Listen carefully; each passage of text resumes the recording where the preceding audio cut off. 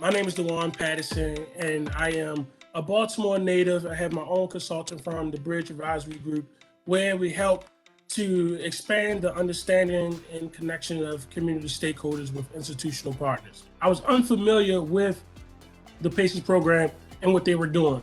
So I had to take some time out to really learn and build a level of trust and rapport so I can know that I could, with confidence, vouch and say that I'm representing and I'm not misleading the community in which I represent. Credible messengers are trusted neighborhood leaders, experienced community advocates with relevant life experiences who help community members transform their attitudes and behaviors of public policy or community issue. So that's what a credible messenger is. It's someone who has relevant community life experience.